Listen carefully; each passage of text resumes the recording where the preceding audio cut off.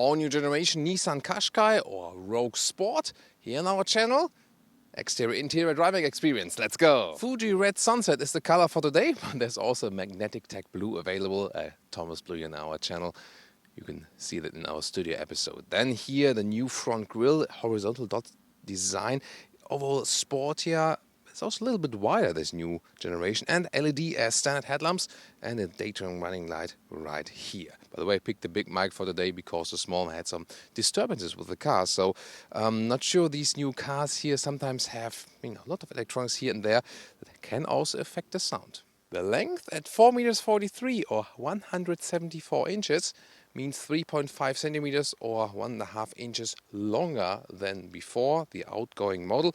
But again, that's not the biggest difference then, of course. Wheels from 17 to 20 inch. These here actually a good compromise. 18 inch then in this case, so compromise between looks and comfort. Then you can see here chrome frames around and an interesting sporty C line here, let's call it that way. Flying roof design when you have the unibody color right here, but you can also get a black or gray contrasting roof if you prefer that one. We had the black one, for example, also in our studio episode to compare that. So, sleek design here also in the side profile. Let's find out more. In the rear, the tail lamp signature here has a more modern look and overall not too much playing around. So they have this lower contrast right here and gladly no fake exhaust for today.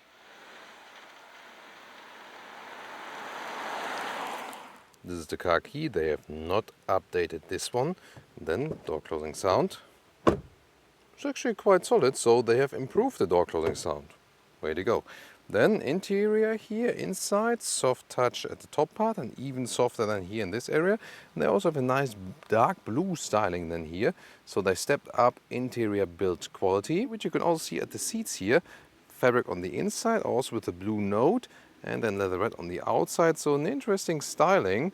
Not really fitting to the exterior color, so rather go then for a blue on the exterior or maybe a white or something. That would be even better than with these seats.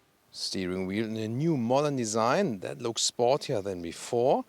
Buttons here at the steering wheel, right side for cruise control, left side for the volume, for example. And then here you would start in the base model with analog gauges, but these here are the digital gauges, 12.3 inch. They are either optional or included in higher or even already the mid trims. Here stepped up build quality, this is a leatherette surface, also in this blue color, but even here then the top dashboard, soft touch now, well done. The Qashqai or Rogue Sport already features a good upright seating position, so comfortable also as a tall person, 6'1" or 1.86 meters. This is here the closed roof with a nice bright fabric on the inside, but there's also the one with the panoramic roof. That's a fixed one, but you can close it somewhat with a shade.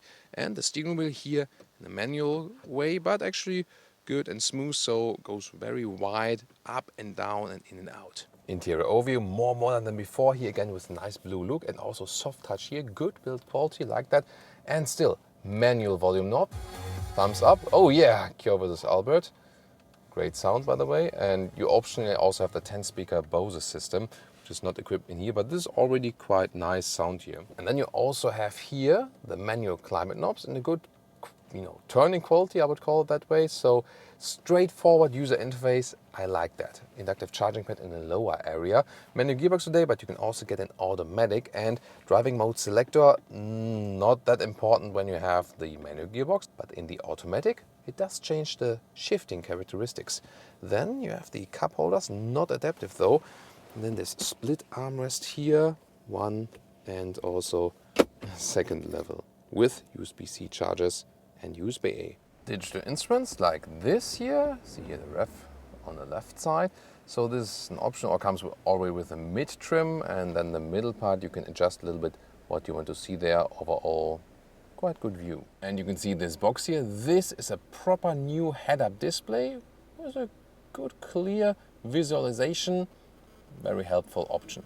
Standard, by the way, 8-inch screen. This is the optional 9-inch screen. And the infotainment system itself here, this is the Apple CarPlay integration. This is the thing you will most often use for that. When you hit that map button, you directly go to the Apple CarPlay map. You have to unplug it then to see the real map from the GPS. And this is, definitely outdated and old school. It's better than before, but of course not what would you consider as a very modern GPS system. And the rest of the menu here is also somewhat mediocre. I think as a modern car they should come up with something else. And here you can see you can easily also tune between auto and night. That's actually a good feature then to adjust the brightness of the whole thing. Now the camera system, like this. Here, this is the front camera. This is the fake drone from above. Put in reverse gear, then I see the real rear camera. This also here then is a wheel view, beep beep beep alongside, and then you can have also a wide screen rear camera. Look at that rear door here. Hardback on the inside, but I mean, considering the price, that's okay. We have a lot of soft touch here then. It basically opens 90 degrees, so really good access here for child seats and so on, for the ISOFIX. And I mean, space in the rear is okay for 4 tall adults, directly fits, not more, not less. Headroom is actually no problem at all. Not the most comfortable here in the rear, but actually, I think a good average. And you have 2 more chargers here in the rear, one USB-C, one USB-A. I think the biggest advantage is really that you can really easily access the rear here for the kids. And well, this folding mechanism is a little bit tough, and then it goes really fast here. So this is a detail they should probably work on. This somewhat single seat setup looks of course cool and sportier. The middle seat is usable, but it's of course a little bit higher and stiffer then. Electric tailgate, and the cabin trolley also fits in a vertical way like this. Here the length is 33 inches or 85 centimeters, and the width here, a little bit more than a meter or 40 inches, so good width actually. And what's also interesting is here you have this even loading still, if you like. 400 liters is this, and then 74 liters underneath. You can have this split here. This is actually good for maybe an upright backpack or something. It doesn't fly around, but you can also completely take it out, and then there's this second one like this, and this would then be the maximum setup, and you can see you can also fold the seats. And the child safety test, will it squish?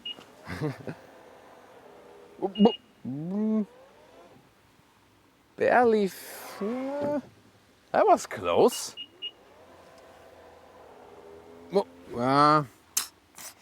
Maybe a little bit more sensitive would be better. Engines, hard to find one without a cover.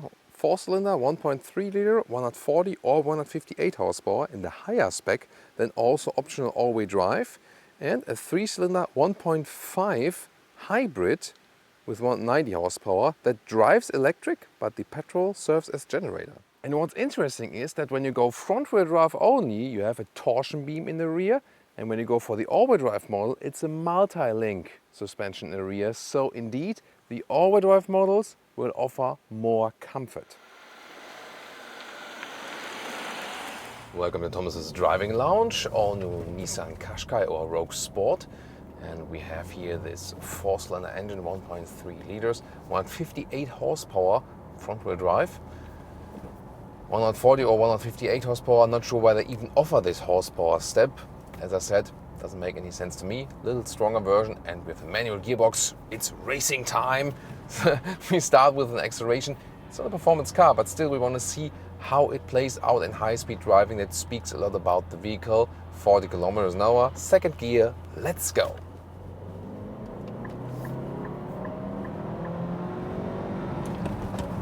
Yeah, third gear. Come on, manual gearbox time. And fourth gear.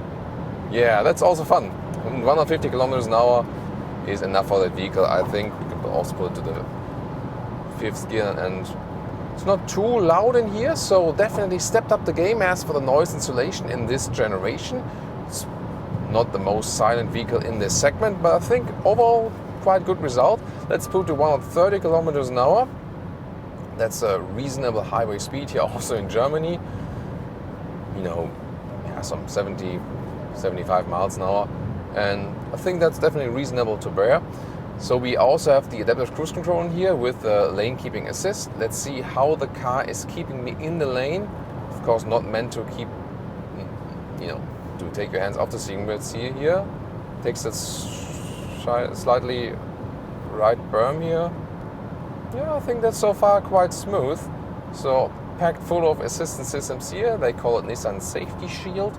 We also have a blind spot monitor on board, which is then warning you with a red triangle in the side mirror. Manual gearbox here, by the way, is actually quite decent. So you don't have much resistance in the gears. The fifth gear is a little bit tricky to find at first, but you get along with that. So happy with the manual gearbox. As for the suspension, it feels quite stiff. I really recommend you to go for smaller wheels, not only for this car. You know, there has been this trend in the automotive industry to get to the biggest wheels possible, always because of the looks only, but it reduces the riding comfort because there's just less dampening than from the tire itself, and that is also very important. I see everything in the head-up display, by the way, here, also in the tunnel.